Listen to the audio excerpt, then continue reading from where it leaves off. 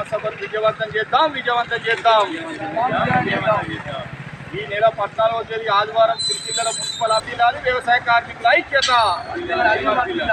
ఉపాధి హామీ కూలీలకు రోజువారీ వేతనం 600 రూపాయలు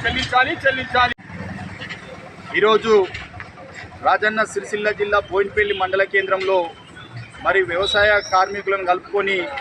మరి సిపిఎం పార్టీ అనుబంధం ఏదైతే ఉందో వ్యవసాయ కార్మిక సంఘం ఆధ్వర్యం లోపల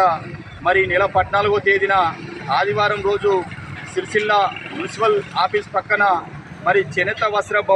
భవన్లో మరి ఉదయం 10 గంటలకు ప్రతి 3 ఏళ్లకోసారి జరిగే వ్యవసాయ కార్మికుల సభను విజయవంతం చేయాలని చెప్పి ఈ జిల్లాలో ఉన్నటువంటి మండలాల్లో ఉన్నటువంటి గ్రామంలో ఉన్నటువంటి వ్యవసాయ కార్మికులు మరి ఉపాధి హామీ కూలీలు మరి కార్యక్రమాన్ని విజయవంతం చేయాల్సిన బాధ్యత ప్రతి ఒక్క వ్యవసాయ కార్మికులు కాంగ్రెస్తో పోరాటం చేసి పోరాడి సాధించుకున్న జాతీయ ఉపాధి హామీ చట్టం ఏదైతే ఉందో అది భవిష్యత్తులో బీజేపీ ప్రభుత్వం నీరుగార్చే ప్రయత్నం చేస్తుంది కాబట్టి మరి ఆ ప్రయత్నాన్ని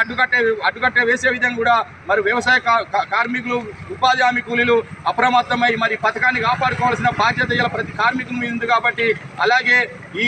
వ్యవసాయ ఉపాధి హామీ కూలీలకు మరి ఇప్పుడు 100 రోజులు కాకుండా 200 రోజులు కల్పించి మరి గ్రామీణ ప్రాంతంలో ఉన్నటువంటి వ్యవసాయ కూలీలు అలాగే పట్టణ ప్రాంతంలో ఉన్నటువంటి కార్మికులకు కూడా పని కల్పించి వారికి రోజువారీ వేతనం ఇవ్వాలని చెప్పి సందర్భంగా ఎన్నో సందర్భాలలో కేంద్ర